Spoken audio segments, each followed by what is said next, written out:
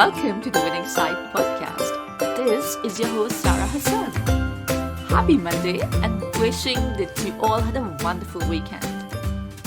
This November, the Winning Side extended its initiative of amplifying diverse and inclusive voices by being a part of COP26, United Nations Climate Conference held at Glasgow. It had plus 200 events with global representation, climate witnesses, and difficult negotiations on the table. My personal takeaway is no matter how bad the situation is, I and you are the hope. This is not a one person or one demographic solution.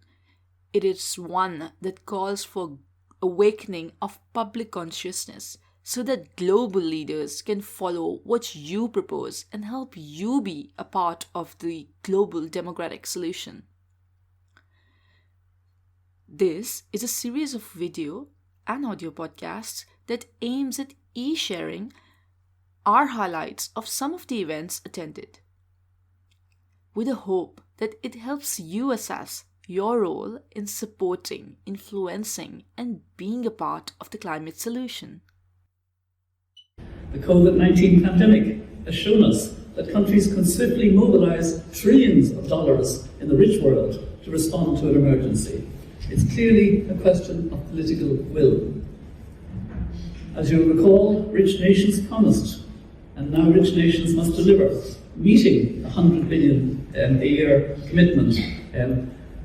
It's sad that we haven't made it last year, 2020, we haven't made it this year, 2021, and we're told it might be 2023. But the elders strongly support the Climate Vulnerable Forum in saying this is a package. And it's a package basically between 2020 and 2025, and over 6 years it's 600 billion. And therefore, in the later years, there will have to be more.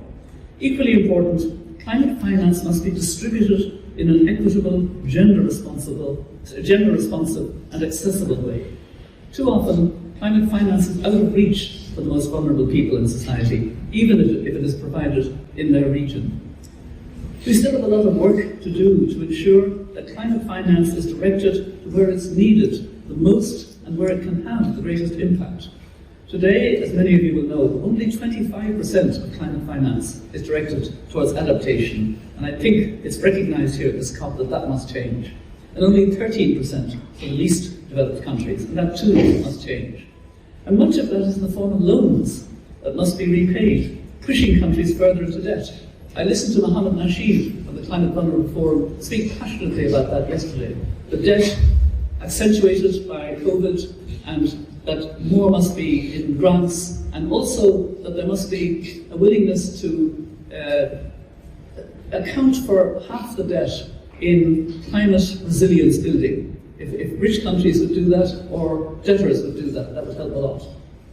Only a third of climate finance takes into consideration the different needs of women and men, leaving 2/3 completely gender blind.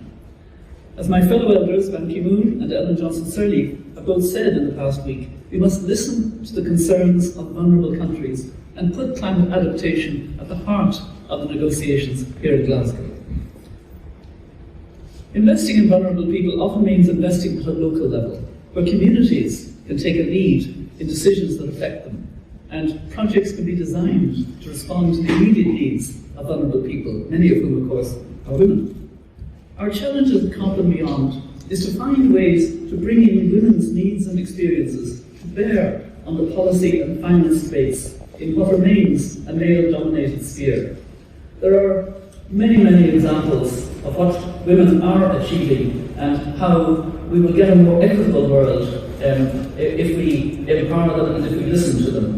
When women with disabilities access finance, then they are able to do so much for themselves, because then they are able to empower themselves, they are able to take their children to school, they are able to have a voice, a solidified voice.